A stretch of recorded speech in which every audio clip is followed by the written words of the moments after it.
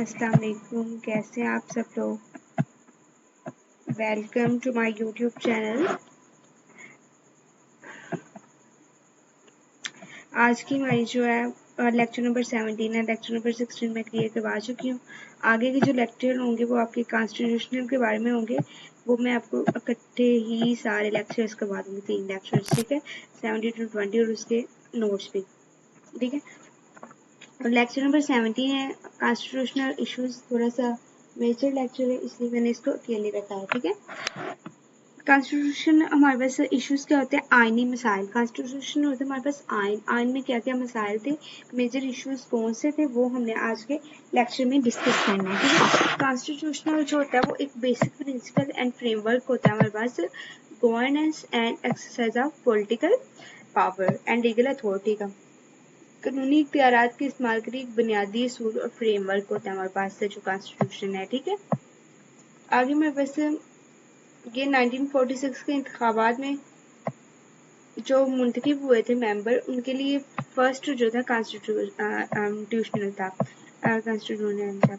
Major issues जो है इसके वो हम डिस्कस करते हैं। सबसे मेजर इशू है फेडरलिज्म, जिसे हम वफाकियत भी कहते हैं, ठीक है। आपने वफाकियत का नाम सुना होगा। इसको थोड़ा सा हम डिस्कस करते हैं।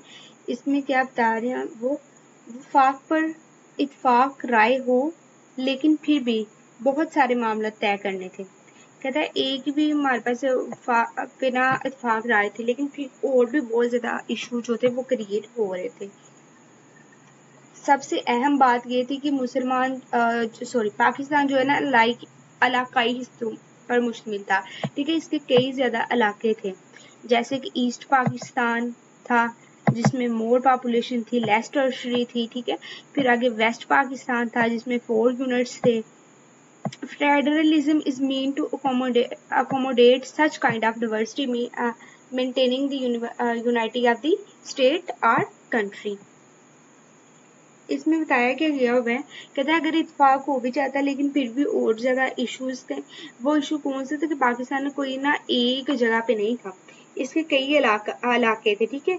कुछ ज्यादा आबादी वाले इलाके थे, कम इलाके थे, ठीक है। और मगरबी पाकिस्तान था, कुछ मशरकी तरफ इलाके थे, ठीक है। तो इसे ना मतलब किस तरह से किया जाए, इससे एक कंट्री बनाया जाए, ये हमारे पास जो थी ना ये मेन रीजन थी, ठीक है। जो कि इसके 2 पार्ट्स थे, ईस्ट पाकिस्तान और वेस्ट पाकिस्तान, ओके। आगे division of power. Division of power का मतलब है कि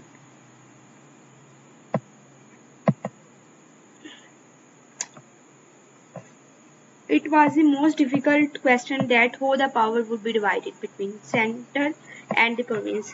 कहते हैं कि एक बहुत ज्यादा ना मुश्किल था कि हमारे पास ना जो डिवीजन थी, पावर थी, उसकी तकसीम किस तरह से हो, ठीक है। किस तरह से हम मतलब तकसीम कर सकते हैं, पावर को किस तरह से तकसीम किया जाता है, इस चीज की ना बहुत ज्यादा मुश्किल आ रही थी, पेश आ रही थी। The heritage of British rule gave the tradition of strong center, but the provinces were demanding more autonomy and provisional rights। कहते हैं उन्होंने एक स्ट्रॉन्ग सेंटर दे दिया था इनको, लेकिन जो प्रोविंसेस थे वो डिमांड कर रहे थे कि हमें और राइट्स मिलने चाहिए, हमारे और राइट्स बनते हैं, ठीक है। In the interim constitution and the 1956 constitution tradition of strong centre continued. अबूरी दस्तूर और 1956 में मजबूत मरकज की आईनी रवायत करार रही। आगे में बस है रिप्रेजेंटेशन। रिप्रेजेंटेशन होता है किसी चीज की नुमाइंदगी करना, किसी चीज को शो ऑफ करना, ठीक है। इसको हम लोग पढ़ते हैं। इसमें क्या बता रहे हैं, representation at the federal level was another conflicting issue. कहता है जो हमारे पास वफाकी सतह पर नुमाइंदगी एक और मसला था, ठीक है। जैसे कि ईस्ट पाकिस्तान था, वेस्ट पाकिस्तान था, इनकी मतलब मुख्तलिफ इनमें ना पॉपुलेशन थी और इनकी साइज भी मुख्तलिफ किस्म का था, ठीक है। On the other hand there was diversity in western part of Pakistan. The provinces of western Pakistan were also different in population and science. कहता है जो वेस्ट पाकिस्तान था वो डिफरेंट था, उसमें पॉपुलेशन डिफरेंट थी, और जो ईस्ट पाकिस्तान था उसमें पॉपुलेशन डिफरेंट थी। All of them were sensitive to their representation.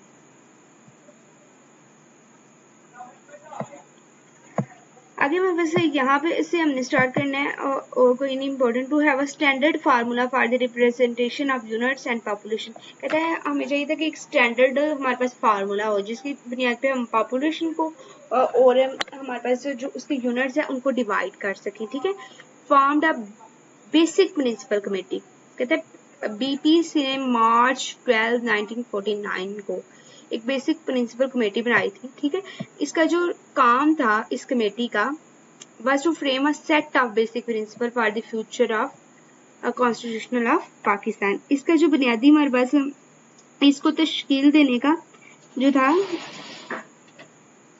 वो जो हमारे पास बुनियादी मरकज था वो ये था कि पाकिस्तान के फ्यूचर के बारे में कुछ प्रिंसिपल्स बनाए जाए। आगे फर्स्ट बीपीएससी रिपोर्ट क्या कहती है, सेकंड बीपीएससी रिपोर्ट क्या कहती है, ये हमने पढ़ना है। ठीक है, इसमें बहुत ज्यादा इंपॉर्टेंट एमसीक्यूज है और ये भी आपका इंपॉर्टेंट एमसीक्यूज है कि सबसे पहले कॉन्स्टिट्यूशनल असेंबली कब बनी थी ऑन मार्च 12 1949 और सबसे पहले हमारे पास रिपोर्ट है, फर्स्ट रिपोर्ट जो थी वो कब आई थी 28 सितंबर 1950। According to this report to house of the parliament के दो हाउसेस बनाए गए थे। ठीक है, फर्स्ट पीवीसी रिपोर्ट में। अब वो क्या थे, लोअर हाउस जो था वो इलेक्ट करता था on the basis of population की बुनियाद पे जो लोअर हाउस था उसे इलेक्ट करवाया गया और जो अपर हाउस था उसे इक्वल रिप्रेजेंटेशन की बुनियाद पर for all the provinces of Pakistan की बुनियाद पे उसे इलेक्ट करवाया गया था जिसे हम ईस्ट बंगाल भी कहते हैं। इसमें वेस्ट बंगाल भी थे, सिंध भी था, NWFP भी था और बलोचिस्तान भी था। ठीक है, ये सारे उसमें थे। ये उसकी फर्स्ट रिपोर्ट की होगी हमारे पास। आगे हमारे पास है equal power where post for both houses.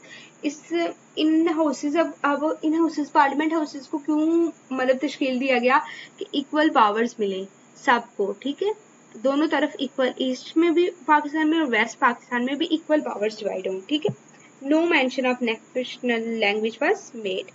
East Bengal oppose this report and Liaquat Ali Khan withdrew it.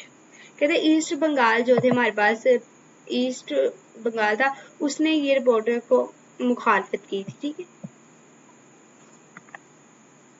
और जो लियाकत अली खान ने इसे वापस ले लिया था फिर। ठीक है, क्योंकि उन्होंने मुखालफत जो कर दी थी। आगे सेकंड फिर बीपीसी रिपोर्ट आई।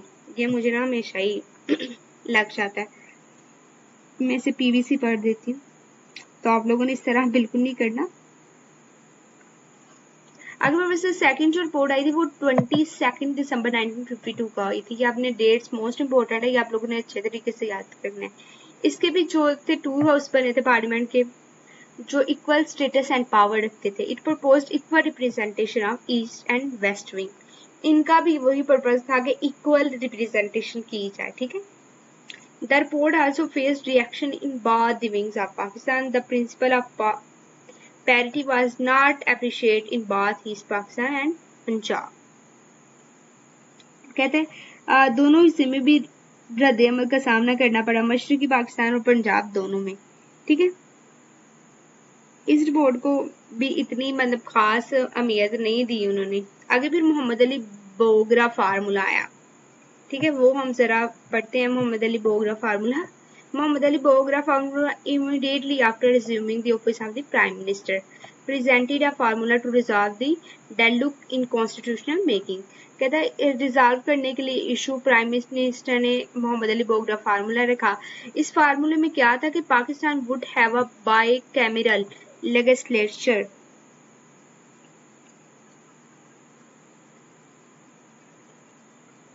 इस फार्मूले के मुताबिक पाकिस्तान में वो दो तरफा मुकन्ना होगी। ठीक है, ईवान बाला में हर 5 यूनिटों में।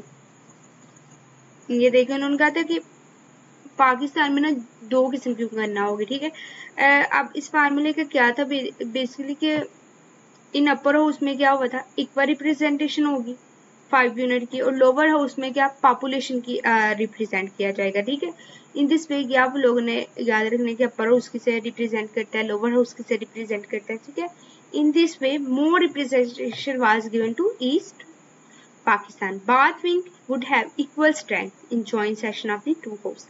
कहते हैं दोनों विंग्स को जो है इक्वल हमारे पास स्ट्रेंथ मिलना जरूरी थी. आगे रिएक्शन क्या हुआ बोगरा फार्मूला के जैसे बीपीसी का रिएक्शन हुआ, फिर फर्स्ट रिपोर्ट का, फिर सेकंड रिपोर्ट का, ठीक है. तो इसका भी रिएक्शन तो बनता था. इस अब क्या हुआ जो बाहर कंट्रीज थी वो इस पर मुतफिक हो गई, ठीक है. The principle of parity and representation of the population was appreciated. उन्होंने इसको मान लिया. It has solve the problem of national language by suggesting Urdu and Bengal both as national language. उन्होंने बात दोनों को ही नेशनल लैंग्वेज करार दे दिया था. आगे 1 unit of west Pakistan October 1959. कहता है 1 unit of west Pakistan was established जो हुआ वो 14 अक्टूबर 1955 को हुआ था. The provinces of Punjab Sindh NWFE and Balochistan would be amalgamated in 1 unit to establish parity between the two parts of the country. इसमें basically हमारे पास क्या बताया जा रहा है, इसमें से आगे आप लोगों को थोड़ी समझने की जरूरत है.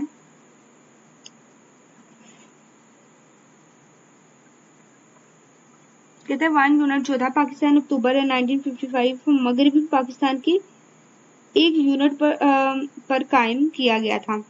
आगे फिर जब अक्टूबर 1955 को क्या हुआ पंजाब सिंध सरहद बलूचिस्तान के सूबों में मुल्क के दो हिस्सों के दरमियान बराबरी कायम करने के एक्ट यूनिट जम कर दिया जाएगा, ठीक है. उसे मतलब करवा दिया जाएगा. ये बेसिकली इसका मकसद था, ठीक है.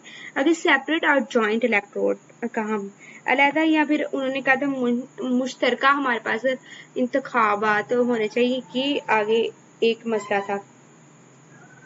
अब इसमें क्या हुआ separate electorate was adopted on the demand of the Muslim 1909 by the British government.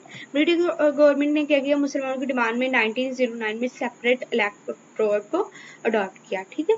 But the minorities जो थी वो इस फेवर में नहीं थी कि दिस आफ्टर इंडिपेंडेंस, ठीक है. इस फेवर में थे नहीं थे. Religious element supported this as a part of heritage.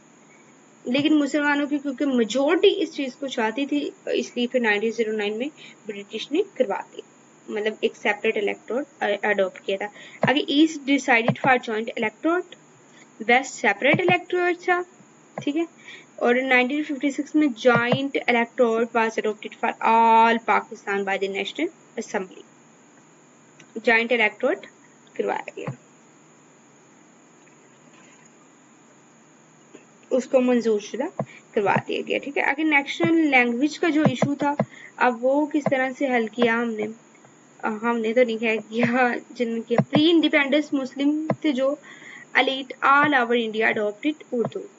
इन 1948 में जिन्ना ने क्या किया डिक्लेयर किया कि उर्दू एक नेशनल लैंग्वेज है, ठीक है, जो एक प्रोविंसेस जिसे यूज करते हैं, ठीक है. जैसे हम पंजाब में भी उर्दू बोली जाती है, फिर जो पठान है वो भी उर्दू बोलते हैं, ठीक है. इस तरह से opposite against Urdu was there in east Bengal. जो ओपोजिट थी उर्दू के वो बंगाली लैंग्वेज थी.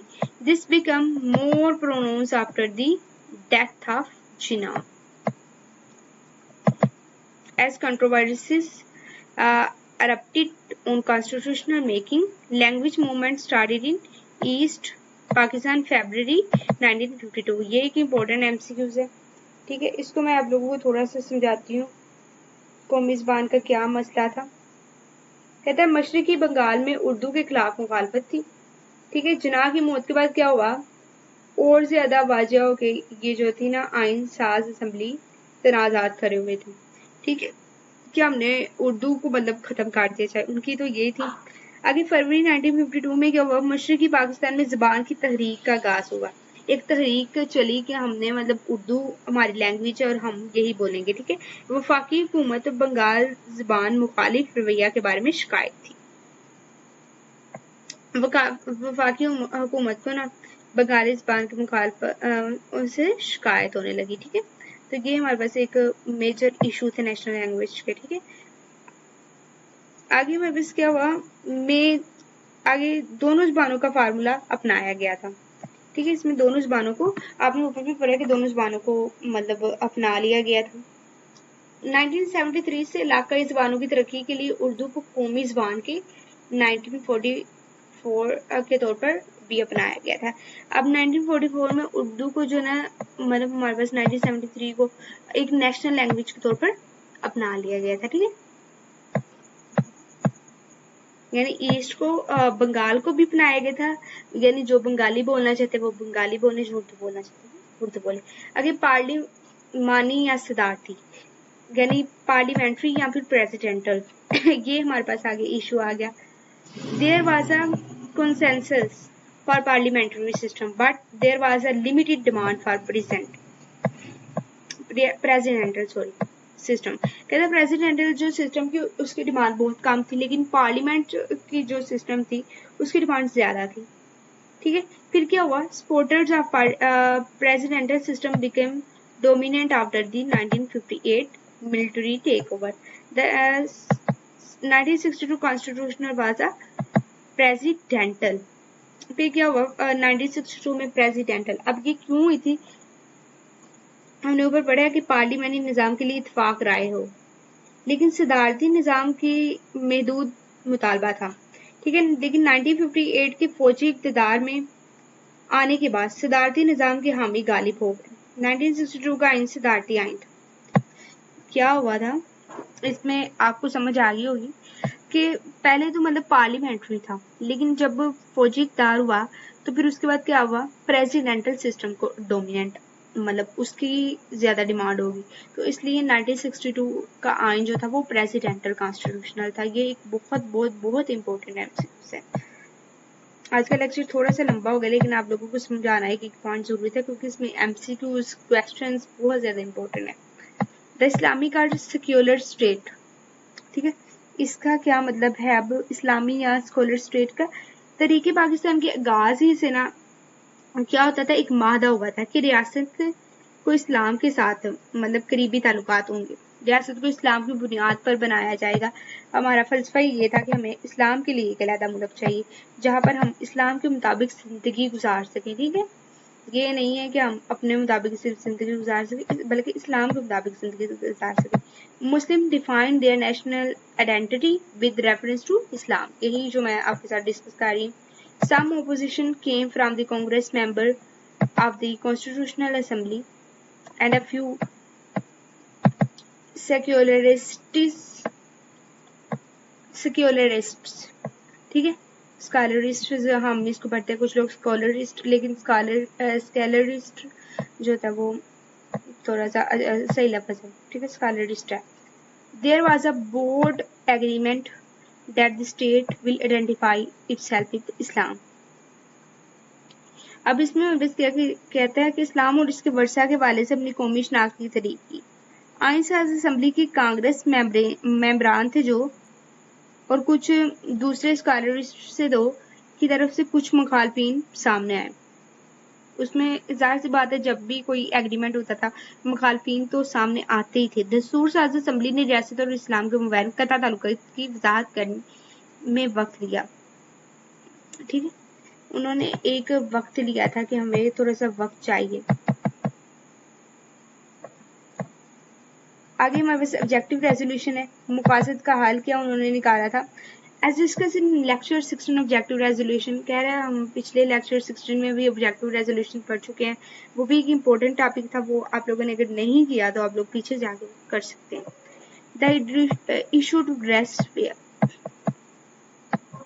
ये कुछ इशू है। ठीक है, ये हम लोग जिन सबसे पहला इशू है मुंतखब असम्बली के लिए कानून साजी का दायरा। इलेक्टिव असम्बली के लिए कानून साजी का दायरा। आगे सेकंड वाला है जो कवानीन इस्लामी नवैयत के बारे में फैसला करेंगे। क्या किसी बोर्ड ऑफ उलमा को ये इख्तियार दिया जाना चाहिए। खवातीन की पोजीशन, वोट और काम। आगे फिर हमारे पास जो फोर्थ वाला आता है वो है मजहबी अक़लियतें। इसमें सारे जो थे इशू डिस्कस किए थे। आगे की इशू जो थे वो हम थोड़े से डिस्कस कर लेते हैं कि इसमें की इशू जो थे वो कौन से थे। अहम मसले की इशू बोलते हैं अहम मसलों को। ठीक है, अहम मसला जो नंबर फर्स्ट पे था हमारे पास, कुरान सुन्नत